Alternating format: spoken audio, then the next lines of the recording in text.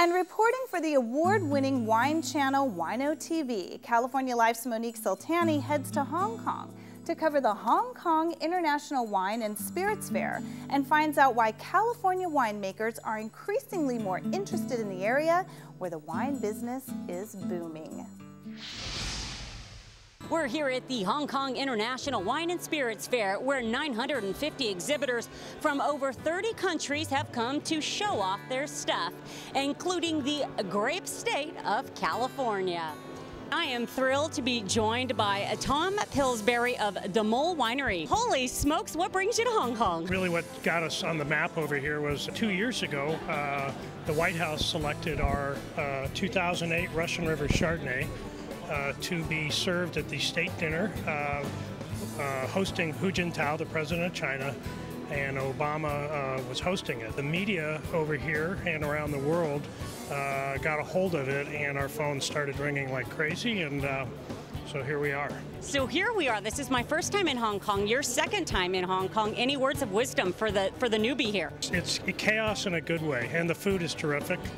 It's a it's a great, very open market economically. It's one of the freest economies in the world. There's no wine import duties, and it is a very competitive market, but it's an enthusiastic market. The consumers here are wanting to learn a lot about wine, whether it's from California or other places.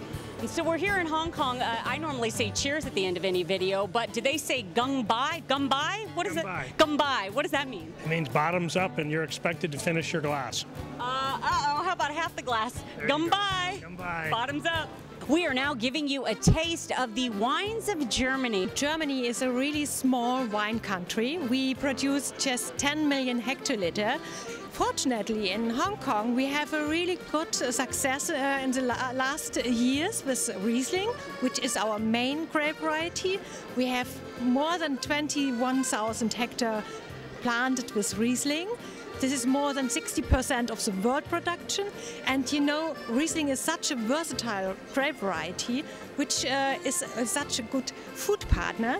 And people are crazy, meanwhile, worldwide for Riesling. Everybody loves Riesling. My mom loves Riesling. She says, give me a Riesling any day of the week.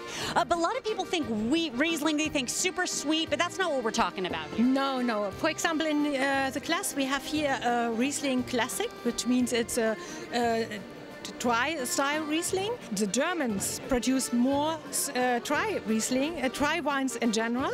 60% of our production, more than 60%, is in a dry style.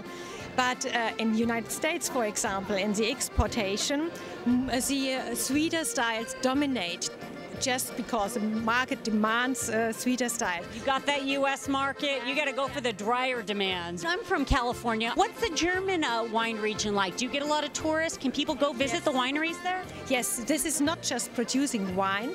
They also accommodate and welcome guests to stay, and they offer tastings. They have some restaurants on site. They organize festivals to attract people from all over the world. Wine drinking must be fun. If you have a good company and you are visiting the regions, know where the wine is growing, see the people behind, this is much more interesting for people. I always say wine's about people. It's a belly-to-belly business. Yeah. Cheers. How do you say cheers in German? Zum Wohl.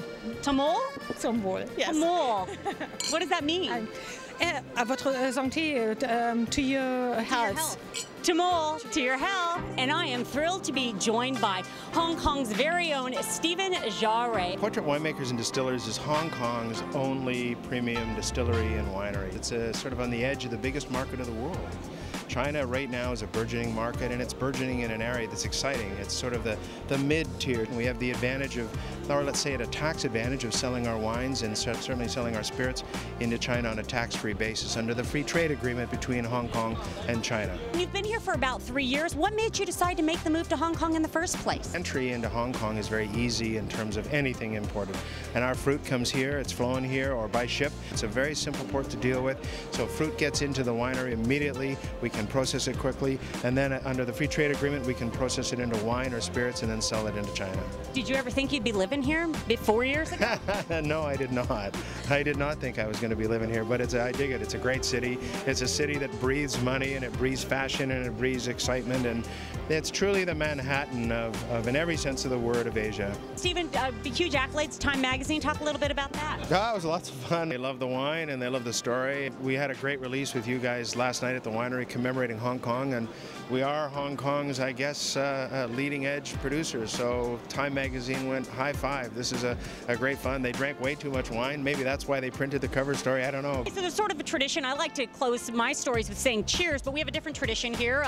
In Hong Kong, we do a gumbe. Is that right? Lovely tradition where it's a sign of friendship, and I know both hands for you, as it were. Okay. And with that is always a toast to the toaster, the presenter. So I'd like to certainly welcome you to Hong Kong. I wish you great success with your program, and Portrait Winemakers and Distillers is always there for you and your great viewers. And gumbe. Gumbe, and we got to pound it, right? Way down. There we go. Now what? You are from China.